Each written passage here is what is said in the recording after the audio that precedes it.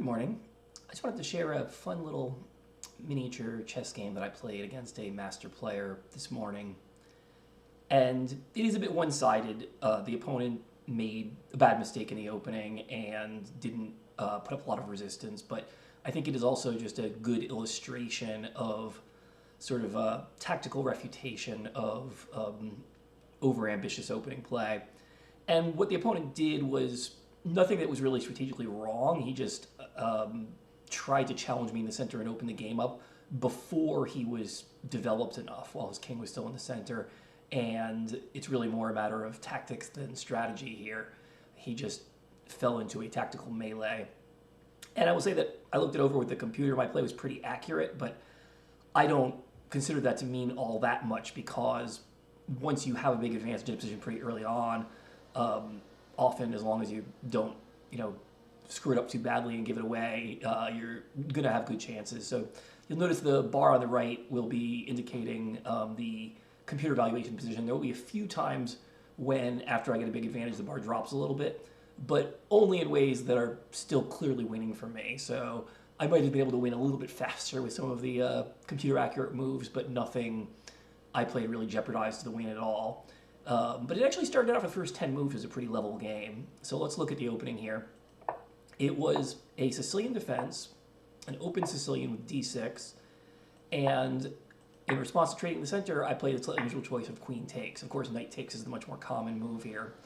And part of the strategy of taking with a queen in this particular variation is that after knight c6, I can play bishop b5 and trade off this bishop for this knight. And after bishop d7, I trade. The opponent can actually take with a pawn or the bishop here. They're just slightly different structures, but they're both fine moves for black. Black elected to take with the b pawn, strengthening the center a little bit, but now I follow up with c4. So you start to see white's strategy taking hold here. I'm getting a sort of Marazzi bind type structure in the center, but in a way where I've already traded off my light squared bishop, which is often hemmed in by the pawns in this variation. And this doesn't promise any great advantage. The game is roughly equal, but it's a decent strategic way to play. And the opponent then played the pawn e5 move here, which is a pretty committal move. It's a decent way to play, but black needs to be careful in these positions that this pawn at d6 can be a long-term weakness. And white has the idea of just keeping as much control over that d5 square as possible with his queen and knight and pawns, getting it rook to the d file, and just making black sit on that weak d6 pawn for a while. So after queen d3, queen c7, knight c3 came.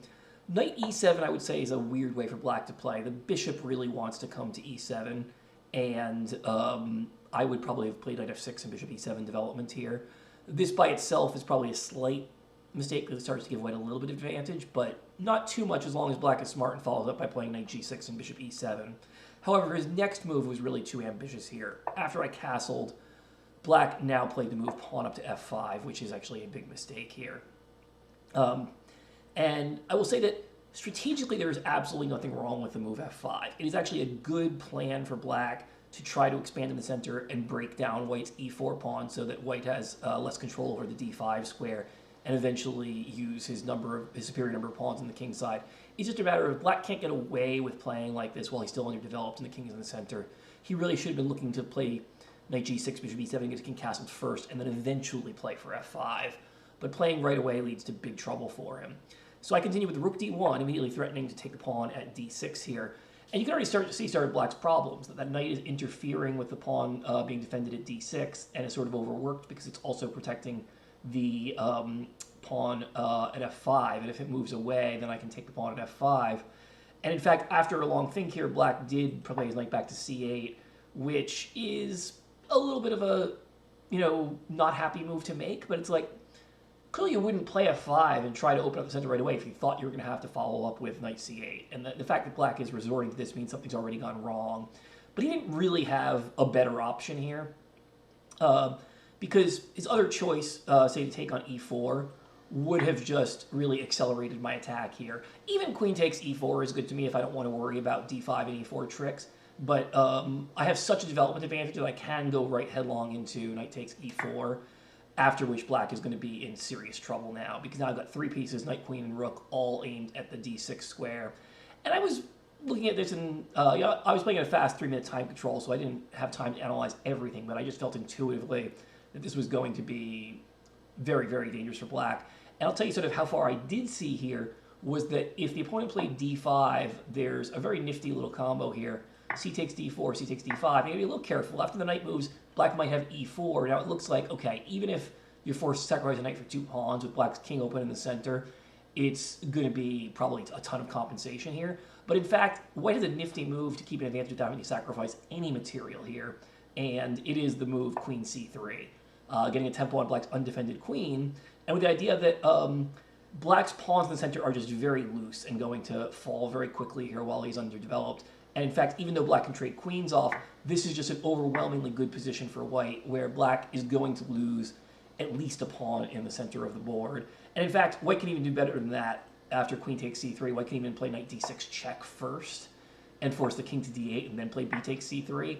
But either way, this is just an overwhelming position for white. White's got the knight f7 threat. Black's pawns are very weak. He's going to lose material very, very quickly here, and is still underdeveloped. So this is a very easily winning position for white. At the same time, knight c8 had not much better hope of defense, and part of the reason for that is that I could just grab the pawn at f5 now, and black no longer can recapture on there, and I've paved the way for my knight to still enter the game at e4, possibly at some point in the future. And at this point, I am comfortably better, and there are many good moves I could play, but I think it's pretty instructive what I did here. After bishop e7, the move to continue the attack that I played and the computer thinks is most accurate is bishop g5. And I think this is a great example of, it seems counterintuitive to try to trade off black's bad bishop that's kind of hemmed in by his pawns. But the fact is that that pawn bishop is actually a very important defender for black of the d6 square. And once it is gone, black's actually going to be a lot weaker. And sometimes trading off pieces in attack is actually good when you're getting the best defensive pieces off the board and able to replace your pieces with more pieces here. So if black were to play bishop takes bishop, I would play knight takes bishop. My knight becomes very aggressively placed there as part of the attack too. And white is just starting to build up a very strong attacking force. And you can see that in that case, even if black were to castle kingside, he could still be walking right into an attack here. Black instead played the move pawn h6, which really wasn't any better. Okay, it doesn't allow knight to g5, but instead it just allows bishop takes e7 when black has the sad choice. If he plays knight takes e7, white's just going to play queen d6 and black's whole center is falling apart. King takes e7 is the only way to hold his pawns together, but now that knight just hops into h4 instead of g5. You can see it's eyeing the juicy g6 square and about to fork the king and rook there. And black did what he could, and the computer's going to say there are some question marks on these moves, but I don't think it's really that important because there really was no good defense here. No matter what black played, he was going to be losing anyway. He tried rook d8, and again, the computer actually doesn't prefer my move. It prefers some other moves first, but it thinks f6 check is the fastest way to win here, but white has such an overwhelming position, there are many ways to win.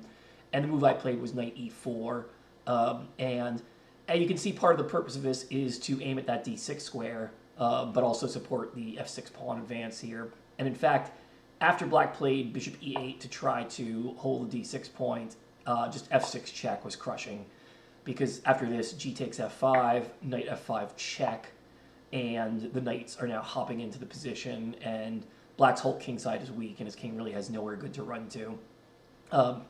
Black played the move king f7, and I could just take the pawn at h6 with check here, but really that pawn isn't going anywhere.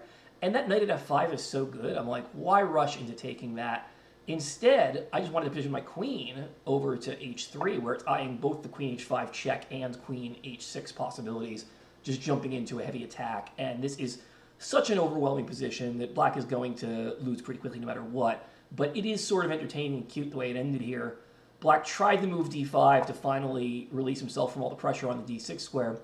But after queen h5 check, he probably looked at this and thought, oh, I'm getting smothered no matter what. If king goes back f8, the queen's going to take h6 with check, and then f6 is falling. If king g8, knight f6 is falling. And any which way you look at it, white's just going to win material, win a bunch of pawns, and black's king stays under a huge attack and will probably be checkmated soon. But black actually did play the cute move king e6 here, walking straight into knight c5 checkmate. So technically, this is checkmate on the 21st move. Usually when we talk about miniature, it's one that ends in 20 moves. So I'd say technically this is not a miniature. It's a half move over a miniature. But still, to get checkmate on the board against a master level player after 21 moves was, I think, a nice little feat here, and a very pretty symmetrical mate with the two knights covering all the escape squares in the center. So that's how I won a little miniature today. Hope you enjoyed it.